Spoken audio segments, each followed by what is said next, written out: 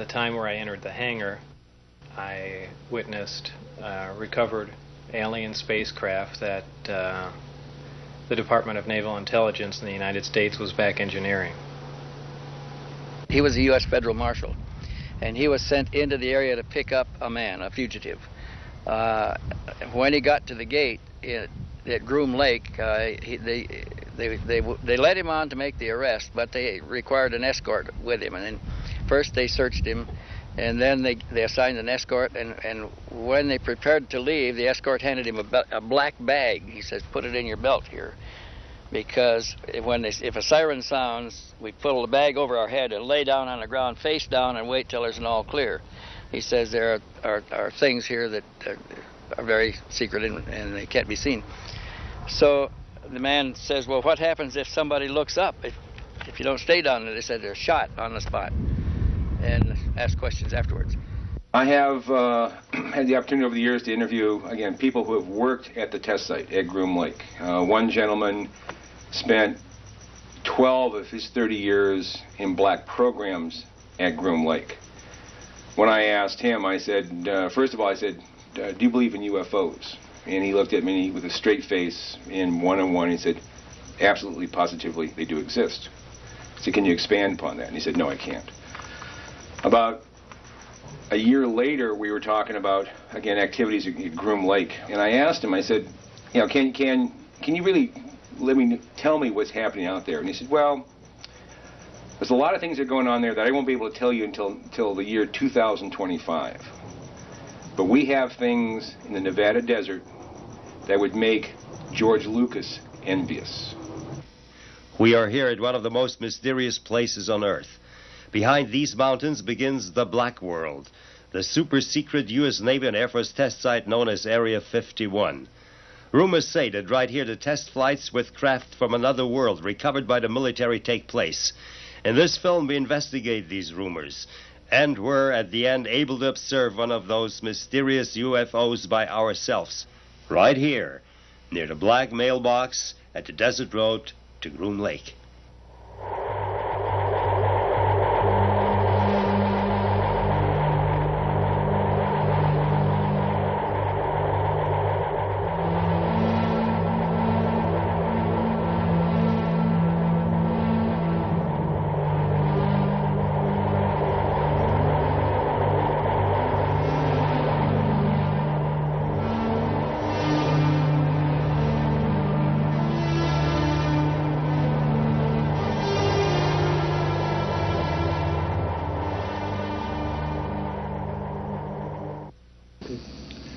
This is a Nevada test site. The area comprises about 10,000 square miles.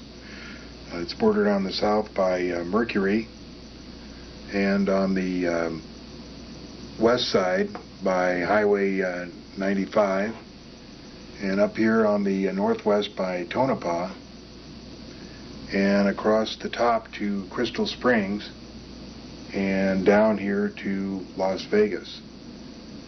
This area right here is the Department of Energy nuclear underground testing area, with all their areas labeled there.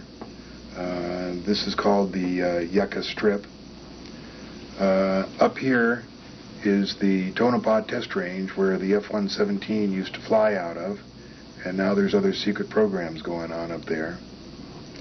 This area all across the north here is used for the Red Flag exercises, which is the Air Force equivalent to the Navy's Top Gun exercises. They come out of Nellis Air Force Base here and fly this whole area. Right dead center of the test site is what is known as Area 51, also known as Watertown, also known as the Ranch. At the very center is Groom Lake. It's about 10 miles on each side, and this is where most of the secret activity goes on. Just 10 miles south of the Groom Lake complex is an even more secret area. This is where the saucers, the discs, are flown, an area called S4. There's 9 hangars inside the mountain, and the discs are flown up the Immigrant Valley, up in this area. They're flown like that. And this is where they can be seen from this road Mailbox Road, which is right here. It's about 14 miles from there to where you see the discs. Up in this area up here is the Tonopah Test Range, and one of the workers up there at this lake right here one day saw a big door open in the dry bed of the lake and a disc come out of there.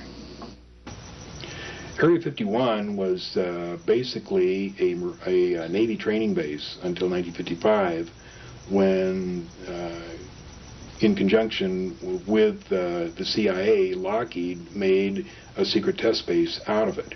And the reason was to test the U-2. In 1959, 60, and 61, they also tested the SR-71 out of there, and it became a perfect area in which to test secret equipment and secret airplanes. So it was, because it was so remote, it was bounded on all sides by mountains, and it was essentially a million miles from nowhere. The security that it provided was just exactly what they needed. After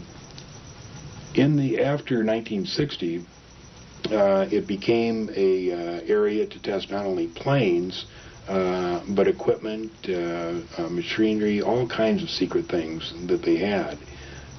In 1972, there is, according to my research, a complete blackout of detailed information, records, what have you, for a period of 18 months. Nobody knows what happens between the summer of '82 and I think it was summer of '72 and January of '74. There's absolutely no records. They talk to security guards. They don't know what happened there. I don't know what happened there. I don't really have any suspicions, because the Flying Saucer program began, Project Red Light began, it's my information, in earnest at Groom Lake in 1960. They did attempt to fly one or two of the craft. There was a major accident, and the testing operations shut down for a number of years. The testing operations began in earnest again, I believe, in 1980, 81, 82, around that area. And the reason I say that is because the security increased drastically during that period. And I believe that just south of Groom Lake, which is in the northeast corner of the Nevada test site, is a place called Papoose Lake. It's a dry lake. There's a secret area there called S4, and I believe that that's where they test the saucers out of. My sources are varied, but the primary source being Bob Lazar, who worked on one of the 9 saucers that were stored there. Colonel Stevens, you investigated rumors about a top-secret flying saucer investigation project in Area 51. Yes, the rumors became a little more real to me in about 1978, when I discovered my first participant in the changeover of that base to a very special facility where they took up the runway and laid in underground facilities and special laboratories, and then relayed it and reconstructed the base to make it look just like it did before. The material that is now stored at Area 51, I believe, came from the Roswell crash in 1947, a crash at Aztec, New Mexico in 1948, and another crash down along the Mexican border in about 1949 or 50. The residue was first taken to Los Alamos and to other areas in New Mexico under the control of the Atomic Energy Commission, also super secret facilities. They were smaller, and I believe that the real facility was constructed at Area 51 when they changed over Groom Field to, it was a field on a dry lake bed, when they changed it over to become a special research facility. And I believe they transported the material that had been collected and held elsewhere to Area 51 about that time, at least much of it, for the research projects. Now that changeover began in about 1948, 47 or 48, probably early 48, when they modified the field, changed over the building and the facilities, and put in a habitat where they could control an atmosphere for extraterrestrial guests, is my supposition now. and they also put in laboratories for research. And it's been expanded, been worked and expanded almost since that time. You got confirmation from the military, didn't you? Yes, one in particular comes to mind. Now, he's not in the military, but he ran several large military research programs here in Nevada. Very top-level programs, the highest classification. This is a person from a very prominent Nevada family, well-known. It's provable where he worked and the kinds of things that he did. He also confirms that the alien technology has been in Nevada since the early 1950s, that it was even here before the base at Groom Lake was built, that one of the reasons that the Groom facility was built is in order to test this alien technology. He told me that there was a live alien in custody for a number of years, that they had difficulty communicating with the alien at first, but eventually developed some sort of a communication abilities. He is reluctant to talk. He's worried about what will happen to his family, but he has agreed to give me a videotaped deposition that would be released only after his death. And I think when that comes out, it will not only confirm what Bob Lazar had to say, but shed a great deal of light on what our military, what our government has known about the alien presence for the past 45 years, including Roswell. Las Vegas, Nevada, city of gambling, city of the thousand lights. And, what only a few know, gate to a world full of military secrets. Here we started our investigation into the mysteries of the Black World. Because behind the mountains, north to the glitter town, begins the Nevada test site. Nearly a state by its own. Surrounded by borders safer than any other border on Earth since the Iron Curtain came down. Nuclear weapons are tested here. The stealth fighter was hidden here. And much more exotic planes are flown today.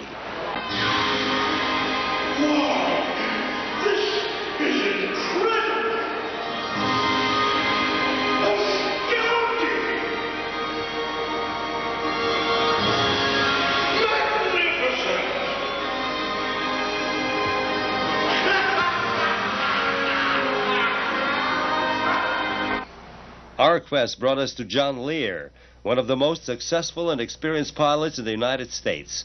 The son of the legendary airplane designer William P. Lear has flown in over 16,000 hours, more than 160 different types of aircraft in over 50 different countries, holds 17 world speed records, and is the only pilot ever to hold every airman certificate issued by the Federal Aviation Administration. Since the Vietnam War, he has flown missions worldwide for the CIA and other government agencies, as well as many different experimental planes for the Navy and Air Force. Other insiders have told Lear about the secret UFO test flights in Area 51. But in 1988, these rumors became reality for him after he met a young nuclear physicist, Robert Lazar. In the summer of 1988, I was having this house appraised. And the appraiser brought along, the appraiser was interested in UFOs, and he brought along a friend of his who was a scientist, former scientist at Los Alamos. The appraiser, being interested in UFOs, wanted the opinion of this scientist on UFOs. And at that time I was doing a lot of lecturing. There was a lot of publicity about me and UFOs in the summer of '88. So I met this gentleman, Bob Lazar, and he didn't believe it at all. He told me that he worked at Los Alamos on SDI. He had a Q clearance. He had a number of other compartmentalized clearances. He knew a lot of secret things. He said that if there had been something like this, some cover-up, that he would have known about it. So over the next 3 or 4 months, we got to know Bob very well. He got to know us, and we passed him various information, which he checked out with the people that he knew that still worked at Los Alamos, specifically people who had access to the classified library. I told him that Project Grudge, which the Air Force told the public was canceled in 1949, was still active. He was able to determine through his friends who had access to the classified library at Los Alamos that it was still going on. There was another thing that I had mentioned that one of the aliens that we had captured were kept at a secret place called a YY-2 facility. He, in fact, found out that there was a classified mail stop at Los Alamos called YY-2. Now, that doesn't mean they kept aliens there, but it showed that I knew secret things that were going on. There was enough evidence there that he thought, well, maybe there is something to this, and he wanted to find out. So having the specialized, highly educated person that he was, he held 2 degrees, master's degrees from MIT, and also knowing Dr. Teller, who was the father of the H-bomb, he was able to send his resume to Dr. Teller, who then called him and asked him where he wanted to work. Dr. Teller proposed 2 places, either EG&G in Las Vegas or Lawrence Livermore Laboratories in California. Bob said, I want to work at Area 51. He didn't tell Dr. Teller the reason, but he wanted to get as close as he could to where we thought the saucer testing was going on. Well, during the next 6 weeks after that, he was contacted by EG&G. He was given 3 security interviews and 3 interviews on his basic knowledge. They were so impressed that apparently they went ahead and hired him. The first thing that I knew is on December 6, 1988, Bob came up here as he usually did in the evening. I was sitting here writing checks, and he sat right in that seat. And I said, what's going on, Bob? And he said, I saw a disc today. And I said, I was so startled, I thought I didn't hear him right. I said, what? And he said, I saw a disc today. And I said, theirs or ours? And he said, theirs. And I said, you went to the test site? He said, yeah, I just got back. This is the first time I went up there. I said, oh, my God. I said, well, what are you doing here? I said, don't jeopardize your security clearance. Work up there for a while and find out what's going on. He said, no. He said, you've taken so much flack over this thing, people not believing you. I'm going to tell you exactly what I saw. And for the next 3 hours and 47 minutes, he proceeded to tell me exactly what he saw on his first trip up to S4 at the Nevada test site. And basically it was that, yes, we had 9 extraterrestrial vehicles. He told me a little bit about the power plants. He told me that he'd been briefed on the aliens that flew them. He told me that he'd been briefed on a number of other secret things. He told me that we, in fact, did have a secret base on the moon. He told me that we, in fact, did have a secret base on Mars. A number of things, some of which were so unbelievable, had I not known Bob to be truthful, I would have been very suspect. But I had known him for this period of time, and I had no reason to believe that he would tell me anything other but the truth. Well, I had met Ed Teller at Los Alamos one day. We had a brief meeting and a talk. I had shortly thereafter moved to Las Vegas and basically left the scientific community to do other work. Sometime later I decided to re-enter and send applications out to several other national labs, and also one to Ed Teller, and he gave me a call, and he said he might have something that I'd be interested in, and suggested that I go for an interview. Shortly thereafter, someone from EG&G called and told me to come down for an interview there. They made it very clear that EG&G had nothing to do with it. They were just using the building as a place to do the interview. After a short time, they said I was basically overqualified for the position, but they may have something else in the future. And I don't remember how much time lapsed after that, but shortly thereafter, they asked me to come down for another interview, and they said this was involving I don't remember their exact wording, but they led me to believe it was a field propulsion system, and of course I thought it was something that, in secret, that we were working on. Later, only did I find out that it was a back engineering program dealing with alien craft. I flew out of Las Vegas McCarran Airport, and I flew to Groom Lake in a 737 aircraft. We land at Groom Lake, and there's a bus there that drives about 15 miles south, approximately. I'm really not sure exactly how far, down to a smaller dry lake bed known as Papoose Lake. And right up against the side of the mountain is the S4 installation. And what happened to you first when you entered it? How did they receive you? It was very military-like. It was certainly not a scientific atmosphere. Very high security. Everywhere you walked, you had to have an escort, an armed escort, even into the bathroom. All doors lock and open with your badge, and it was a very oppressive atmosphere. How many times did you spend on this atmosphere before you saw the craft for the first time? I believe I was only there 2 or 3 days, probably 2 days before I saw the craft. Time, how they are stored, what your impression was, and your feelings when you saw it. Well, my feelings, it was very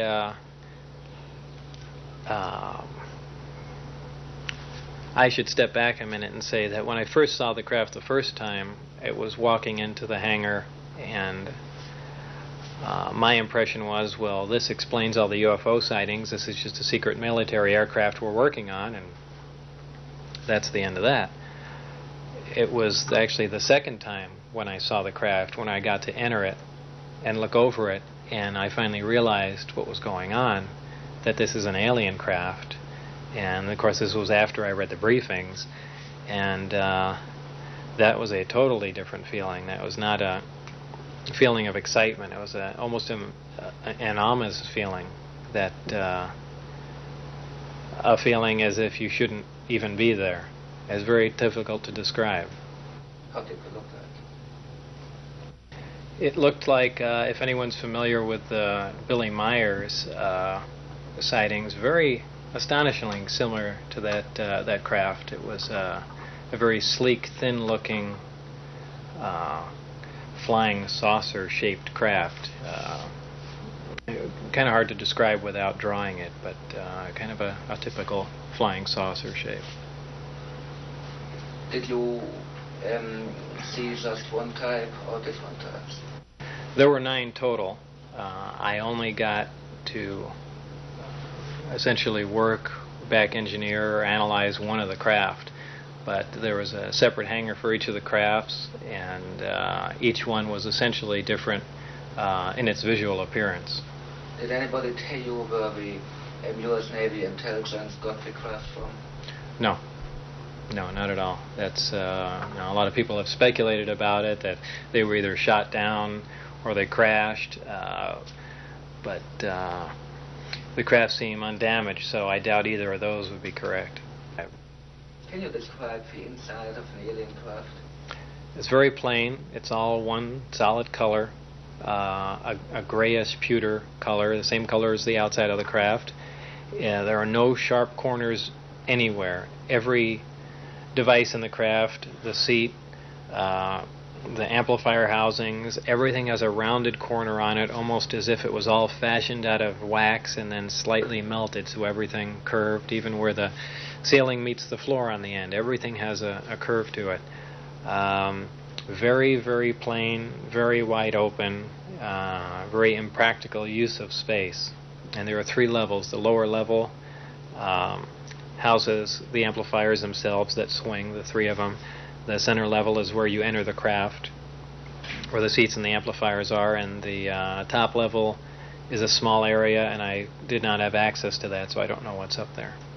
Do you think they're alien craft or U.S. constructed? Absolutely alien craft, there's no question about it. Why? Well, first of all, the scope of the project was to back engineer it. If they were United States craft, we wouldn't be going backward trying to find out how they were built if we had built them. Second of all, the size of the equipment inside, the size of the seats, the materials that were in use, completely alien to us, pardon the pun, and the fuel, element 115, essentially non-existent. All these factors together, and of course the briefing information stating that they were alien craft. Could anybody tell you how the propulsion functioned? Well, that was part of my job, was to back engineer that and find out exactly how that operated. And they had made some progress, but I really don't know how long the craft was there being analyzed, if it was 1 year or 10 years before I got there, but it seems like only a modest amount of progress had been made. The propulsion system is really an amazing setup. There's two parts: there's gravity amplifiers and the reactor that provides the power. The reactor itself is a total annihilation reactor fueled by antimatter. Total annihilation is essentially the most efficient nuclear reaction that takes place of the three: fission, fusion, and annihilation. It uses a super heavy element, element 115, as it would appear on the periodic chart. None has yet been synthesized on Earth. It's my opinion that this occurs naturally in certain star systems. This element is bombarded in an extremely small accelerator. The element under bombardment undergoes spontaneous fission and produces antimatter particles. These are interacted with a gaseous matter target, and by means of a 100% efficient thermoelectric device is converted into electricity. Now, 100% efficient any electric device is essentially impossible. The first law of thermodynamics says that's basically impossible. There has to be waste heat and things of that sort, but there's none detected in this system. It's another amazing form of technology. This tremendous amount of power the system generates operates the amplifiers, and also as a byproduct of the 115 undergoing this bombardment, it produces a very interesting phenomena, a gravity A wave, as it's known to be called. This gravity A wave it travels in almost the same way microwaves travel. This is essentially applied to the gravity amplifiers, and by means of the electric current also provided by the reactor, it's amplified and focused. The amplified signal is shifted slightly out of phase, and by virtue of that they can repel or attract a gravitational body. The craft can take off on one gravity amplifier. There are three in this particular craft. When it's using just one amplifier, essentially pushing away from the Earth, it's known as Omicron configuration. For space travel, the craft will rotate up on its side, face the three gravity amplifiers at the target. They'll focus down on a single point some tremendous distance away, and the amplifier and the associated and the associated reactor will be run up to full power, and they essentially pull the fabric of space, distort space and time toward the craft, so they can traverse a tremendous amount of distance in virtually no time at all. They're not traveling in a linear fashion. They're essentially bending space, and space, the fabric of space essentially, and gravity and time are all interlaced.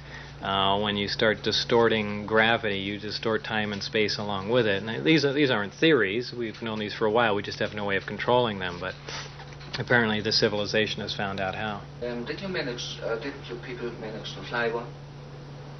They've done several test flights in it, not out of the atmosphere. These are short, controlled, low-altitude flights.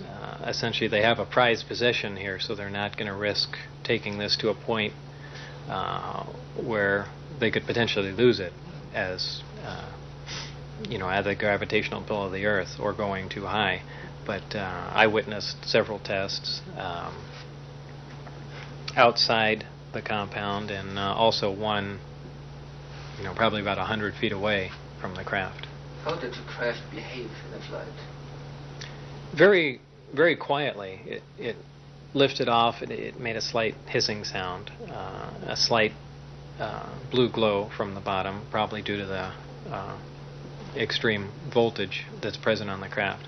After a short time, that disappeared as it rose and just gently glided and later sat down. It was very uneventful, but almost totally silent.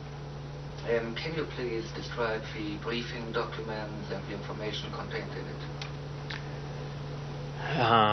There were an extensive amount, 120 some odd briefing documents, all of them very short, and essentially what they were doing was just giving me an overview of the other aspects of the research being done on the craft, and the bulk of the information, all the technical information, was specifically dealing with the power and propulsion system, which is what I was supposed to be working on.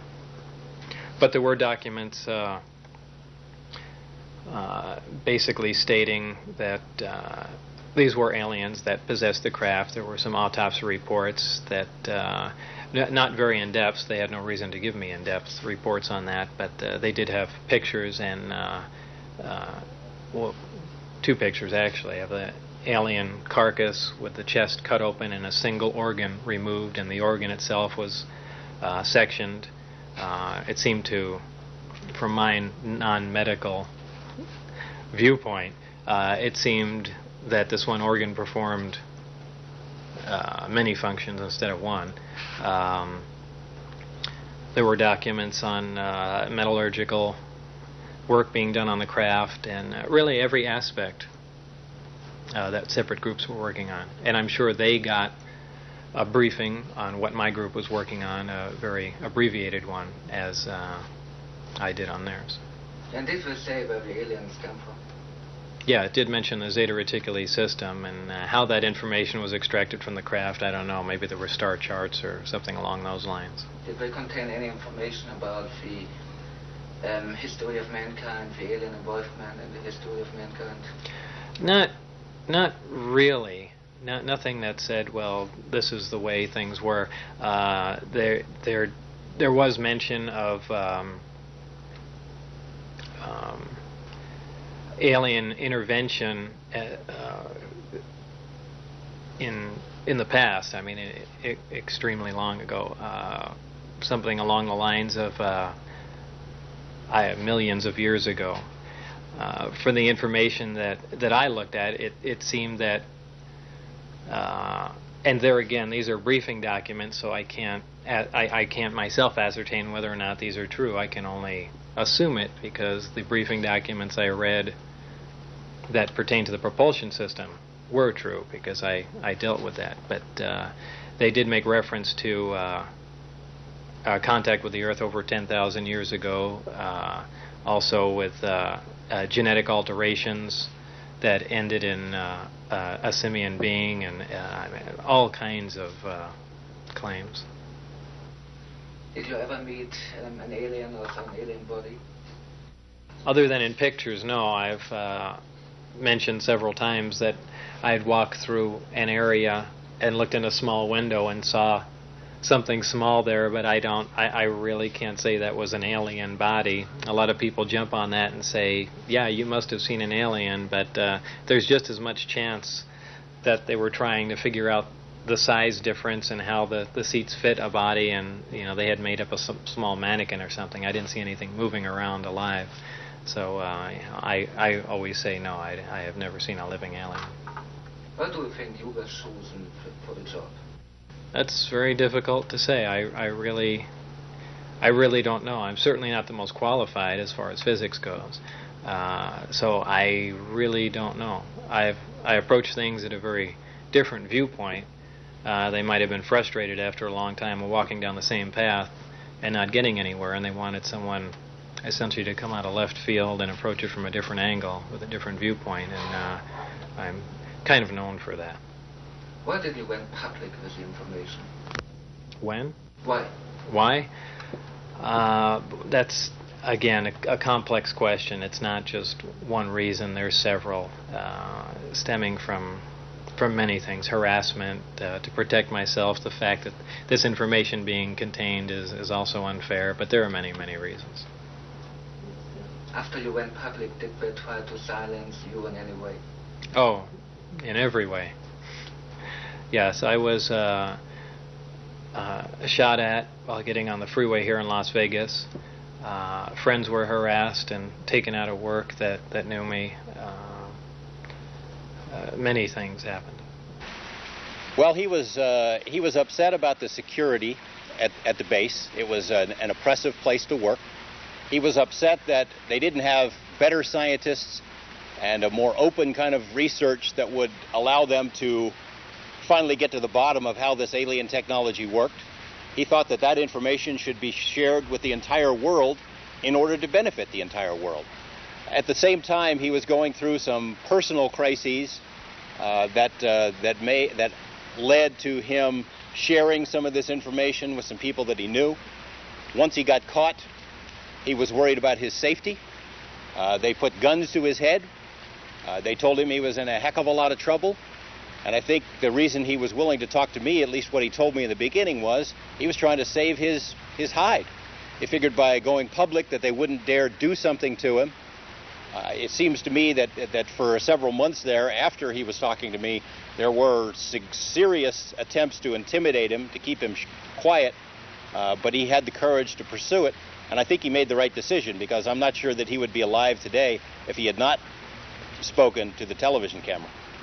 Michael, I was in Las Vegas television for 10 years. I worked stories about political corruption, organized crime, illegal drugs. I've never done a story anything like this. When I first met Bob Lazar, I was only tangentially interested in the UFO material. I had done some talk shows about it. I knew the public was interested in it, but I didn't know if I was going to be able to do the story about Area 51. Stories about Area 51 and possible alien technology there had been floating around for as long as I had lived in Las Vegas, but there had never been any thorough investigation, primarily because no one who had inside knowledge of the program had ever been willing to talk about it publicly until Bob Lazar. When I met Bob, I had a meeting with him and my news director. We asked him a lot of questions. We asked him the basics of his story. It obviously is a fantastic story, but we decided to go forward with it because Bob himself seemed so credible. It became very difficult very soon, however, because trying to verify Bob's background proved extremely difficult. It is still proving extremely difficult. For example, we quickly found out that the schools that he said he went to had no records that he was ever there. His former employers, where he said he worked, had no records that he'd ever been there. In particular, Los Alamos National Lab was the linchpin of his credibility. We thought if we could prove that he worked at Los Alamos, as he said, it must have meant that he went to school somewhere, because they don't just hire people off the street. And if he worked at Los Alamos National Lab on classified material, it made sense that he could have been hired to work at other classified programs, such as S4, Papoose Lake. However, the people at Los Alamos Lab said they had no records that he'd ever been there. They stalled on our requests for information. They wouldn't return phone calls. They wouldn't answer letters. It was as if they didn't want us to have the answers. Well, eventually we came up with a lot of indications that Bob did work there. We found, for example, the newspaper from Los Alamos that lists him as being a physicist from the lab. We found the laboratory telephone book that lists him as being an employee at the lab. We have talked to other people at the lab who worked with him, who tell us that Bob did work on classified projects, that he was a physicist, that he was there. Just this week, almost 4 years after we first started making our inquiries at Los Alamos, we finally got someone from the lab to say, yes, Bob Lazar was here. Yes, he worked at the Mason facility. Yes, that facility did some classified work. It's taken a long time, but now we know that Bob was there. We know he had a security clearance, but we still know that there are a lot of the records that we're searching have not been produced for us. We don't know why. What convinced you most that Bob Lazar told you the truth? Well, I'm not 100% sure about everything that he says, because as journalists, we have to be somewhat skeptical. But a couple of things stand out in my mind. Number one is that Bob has always told the same story. The story that he told me on the first day that I met him about his experiences at S4 is the same story he tells today. And most importantly, when Bob got into some legal trouble, which in the eyes of many people means that he's completely discredited, when he got into his legal trouble, he told the court system the exact same thing. Now, the courts, the interesting thing is, they're trying to verify his background, the probation department, and they said, we can't verify his background, therefore he should go to prison. Well, my response to it is, welcome to the club. You can't get any information on his background. Bob was facing up to 60 years in prison if he did not tell the truth about his background, and the story that he told to the court is the same story that he told to me on the first day and the same story that he's telling today. After you interviewed Lazar on TV, did you come in contact with other witnesses from Area 51? Several witnesses, more than a dozen now in total, have come forward with bits and pieces of information that confirm at least parts of what Bob said.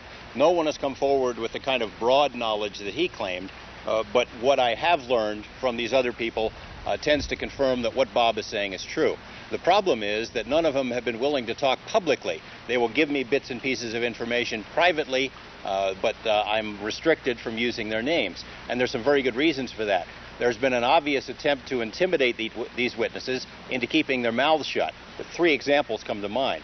One is a former electrical engineer who worked in the television business, who moved from Las Vegas and whom I worked with, moved to another city. He had told me by phone that he had seen a disc under a tarp in a building at Groom Lake. Well, I tried to arrange to do an interview, long-distance interview, with a camera crew in the city where he lives. He agreed to do it as long as I blacked out his face.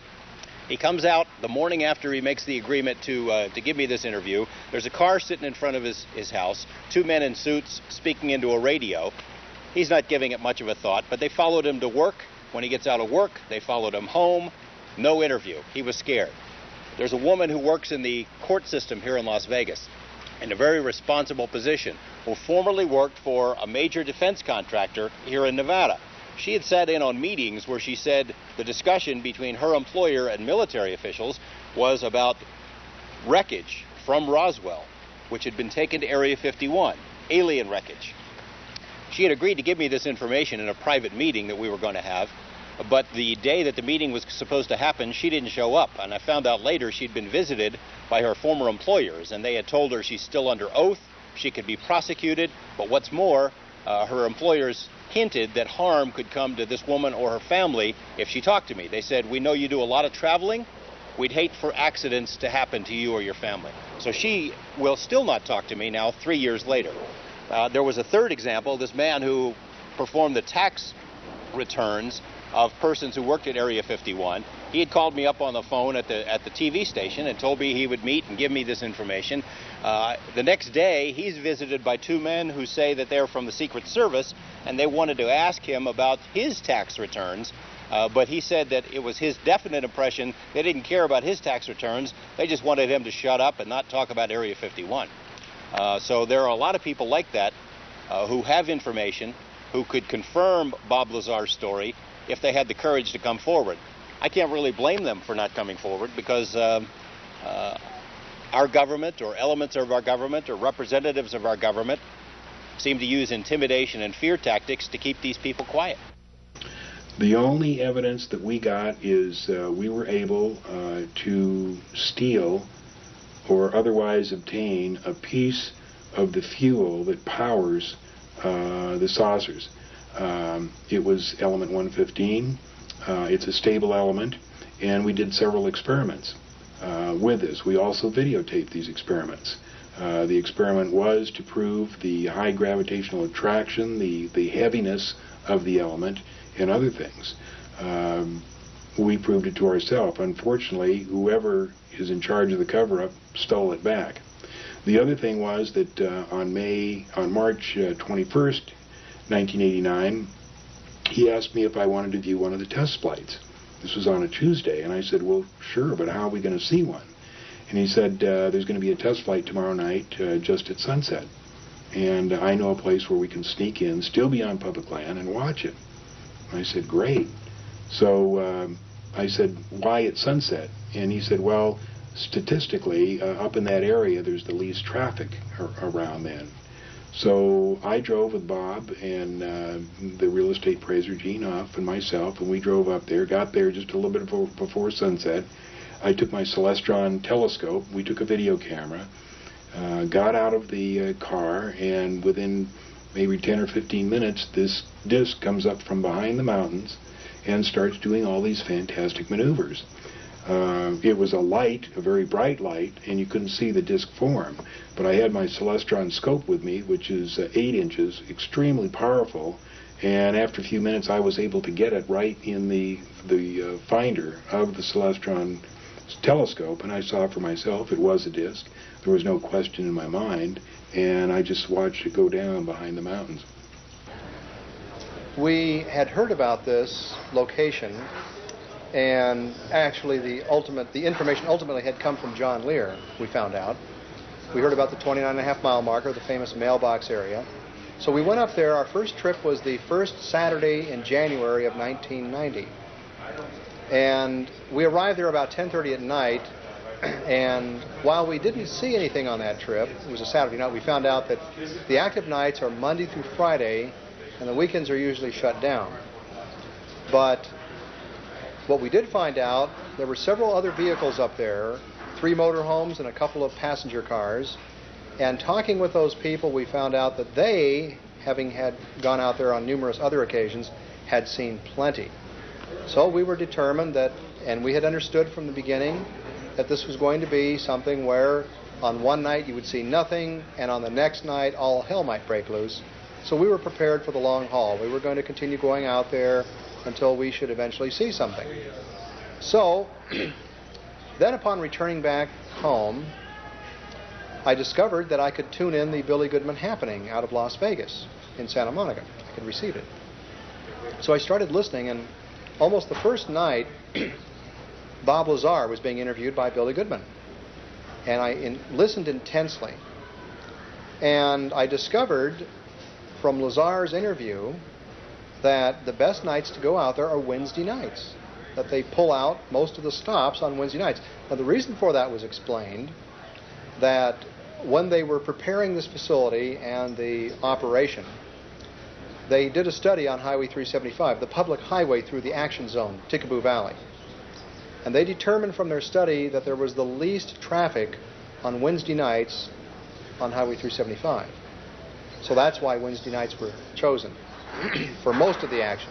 Although we, in having made numerous other trips, determined that almost any weeknight is effective, Monday through Friday. But Wednesdays always seems to be the most prolific, probably for that reason. But then, of course, we wondered that since we were going out there on a Wednesday night, maybe that would perturb the formula, and then, of course, it would shift to some other weeknight. Who knows? So, but still, nevertheless, it seems that Wednesday nights still continue to dominate with the greatest amount of activity out there. So, our next trip was Wednesday, February 28th. Now, on our first trip, I had gathered together about 7 or 8 friends, and we caravanned out there and saw nothing, of course. Then I started organizing the same group of friends to make this second trip. But this time it was in the middle of the week. And lo and behold, when it came close to the time to depart, we found out that none of our friends could make it. Worked weeknight. So, Pearl says, "Boy, I don't think I want to go out there all alone." I said, "Oh, don't be ridiculous, dear." I said, "We obtained this information off radio, KVEG, clear in Santa Monica, being broadcast from Las Vegas." I said, "There are people all over the western states that are hearing this. We have a tangential interest in UFOs at this point. Think of the people that have a voracious interest in the subject. You're going to have people going out there from all over, and I'm sure the word is spreading to other countries of the world. You'll probably have people out there from Australia and Europe and all over the map, to say nothing of the people from Las Vegas, close by." I said, "There could be scores, even hundreds of people out there. Don't be ridiculous." So we went out there. We were all alone.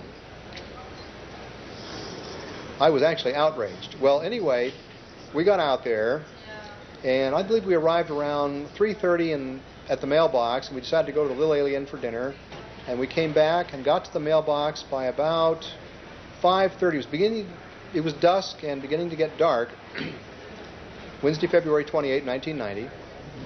And I got out my lawn chair, and suddenly at 7:30, the first craft came up, and I was astounded. I leaped out of my lawn chair, had a camera around my neck, my 35mm point-and-shoot camera, Nikon Action Touch, and I took a couple of shots. And then we actually, about every 45 minutes, a craft would come up, one at a time. We saw 6 craft that night, each one in succession. And it was craft number about 2 or 3 that was the most dramatic. That is, it was the one that came the closest, and I took a photograph of it. What we actually saw, Michael, was a craft that was ellipsoidal in shape. It was pulsating brightly, and while we couldn't see the outline of the craft, the strict outline, we saw this very brightly pulsating ellipsoid.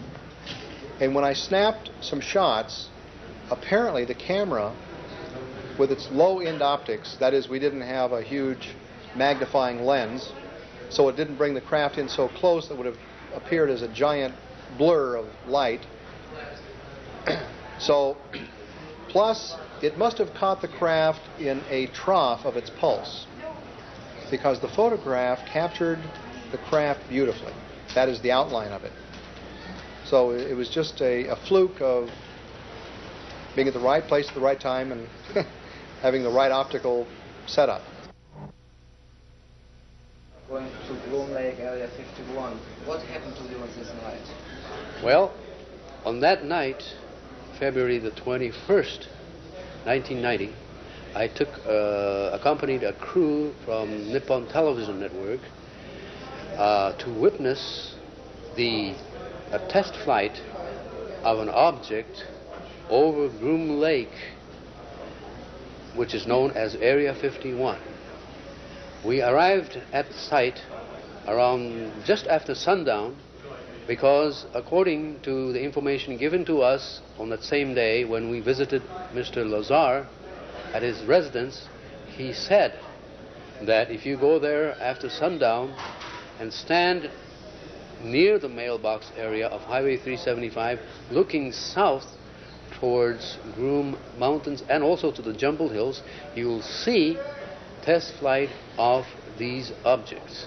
And lo and behold, when we arrived at the scene, exactly around 6:45 or so, we started seeing, we suddenly started seeing an orangish, yellowish light suddenly appear on top of Jumbled Hills, making a motion to the right for about 15 seconds or so.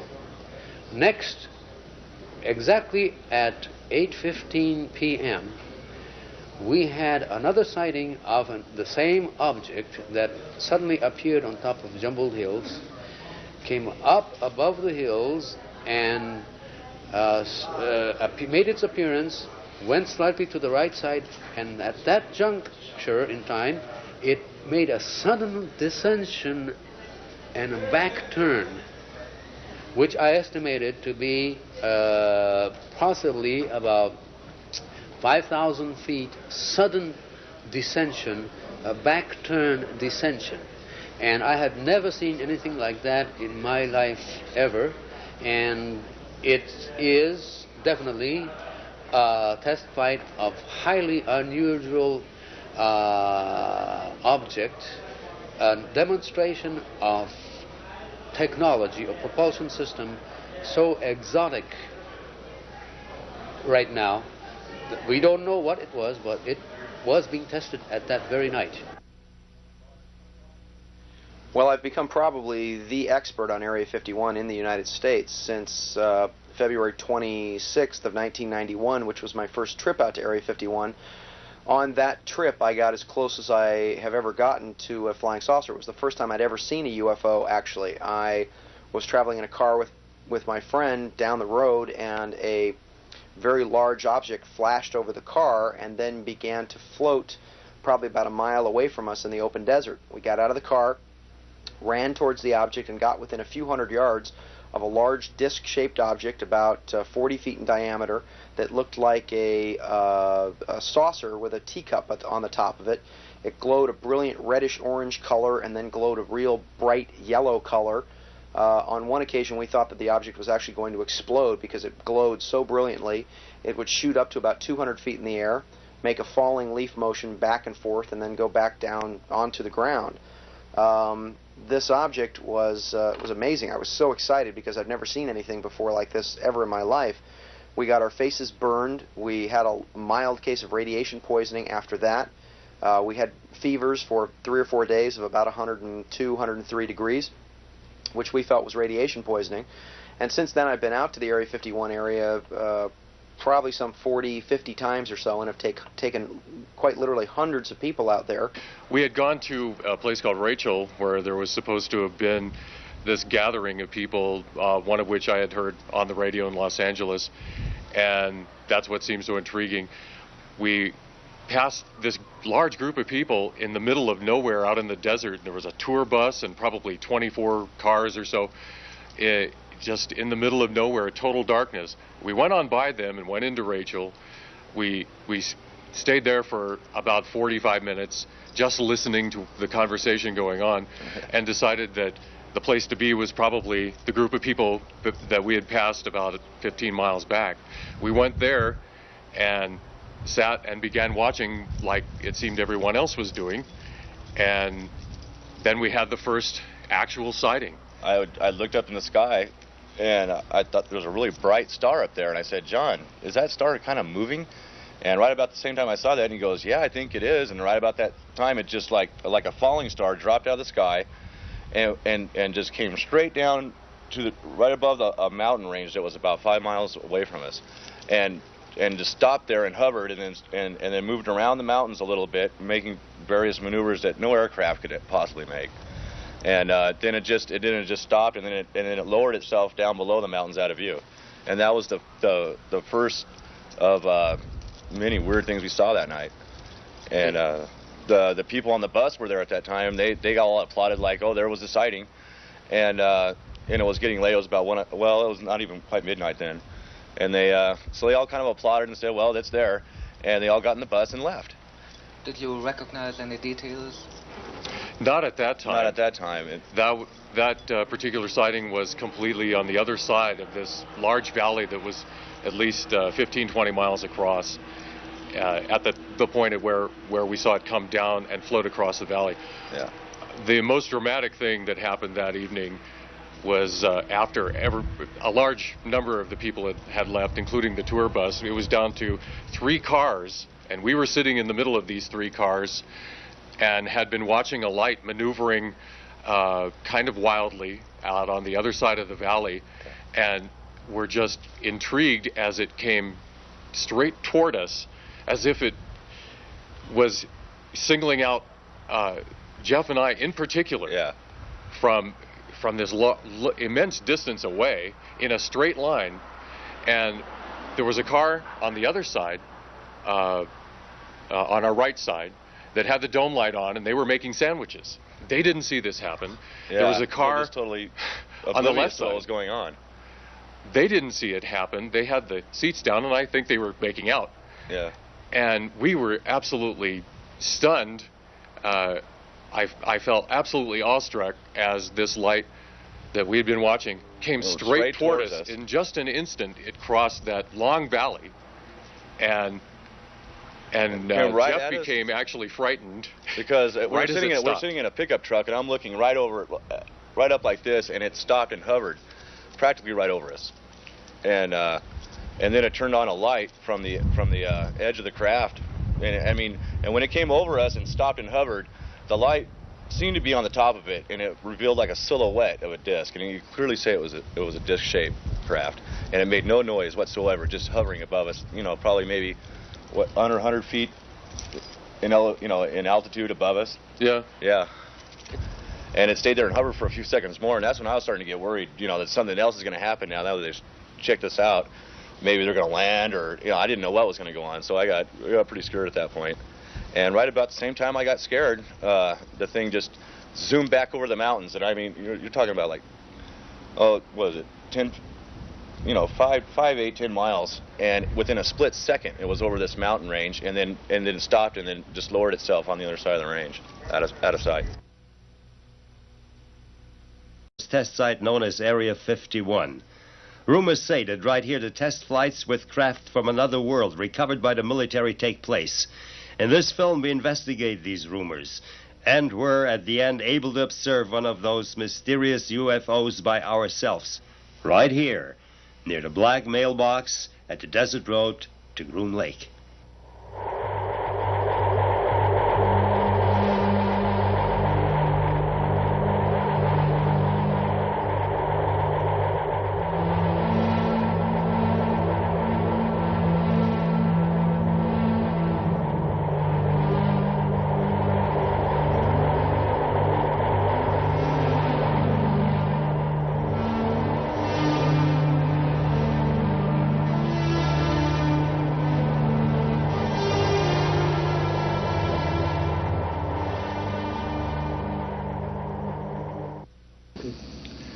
This is a Nevada test site. The area comprises about 10,000 square miles.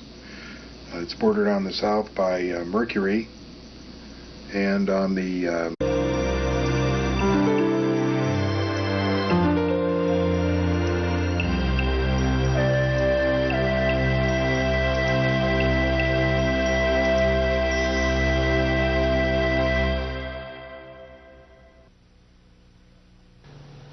the time where I entered the hangar, I witnessed recovered alien spacecraft that the Department of Naval Intelligence in the United States was back engineering.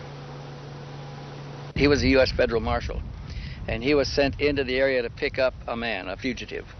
When he got to the gate at Groom Lake, they let him on to make the arrest, but they required an escort with him. And then first they searched him, and then they assigned an escort, and when they prepared to leave, the escort handed him a black bag. He says, "Put it in your belt here," because if a siren sounds, we pull the bag over our head and lay down on the ground face down and wait till there's an all clear.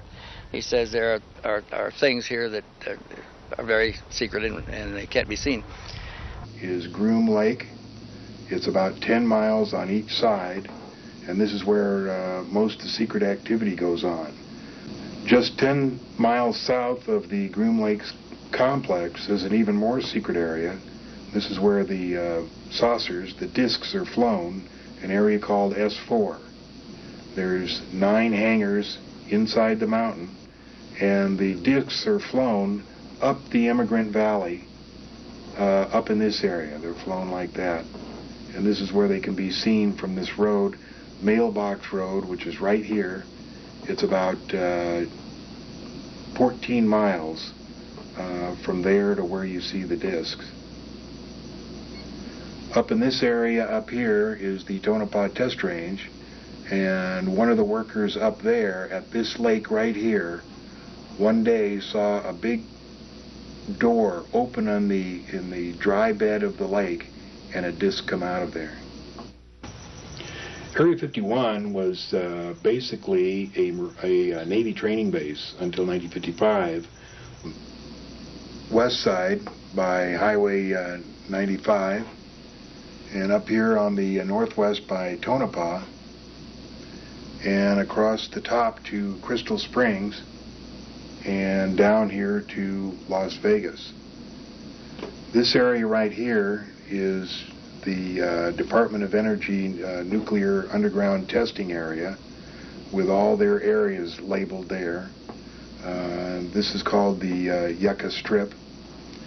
Up here is the Tonopah Test Range where the F-117 used to fly out of, and now there's other secret programs going on up there. This area all across the north here is used for the Red Flag exercises, which is the Air Force equivalent to the Navy's Top Gun exercises. They come out of Nellis Air Force Base here and fly this whole area. Right dead center of the test site is what is known as Area 51, also known as Watertown, also known as the Ranch. At the very center. So the man says, well, what happens if somebody looks up? If you don't stay down there, they said they're shot on the spot, and ask questions afterwards. I have had the opportunity over the years to interview, again, people who have worked at the test site at Groom Lake. One gentleman spent 12 of his 30 years in black programs at Groom Lake. When I asked him, I said, first of all, I said, do you believe in UFOs? And he looked at me with a straight face in one-on-one and said, absolutely, positively, they do exist. I said, can you expand upon that? And he said, no, I can't. About a year later, we were talking about, again, activities at Groom Lake. And I asked him, I said, you know, can you really tell me what's happening out there? And he said, well, there's a lot of things that are going on there that I won't be able to tell you until the year 2025. But we have things in the Nevada desert that would make George Lucas envious. We are here at one of the most mysterious places on Earth. Behind these mountains begins the Black World, the super-secret U.S. Navy and Air Force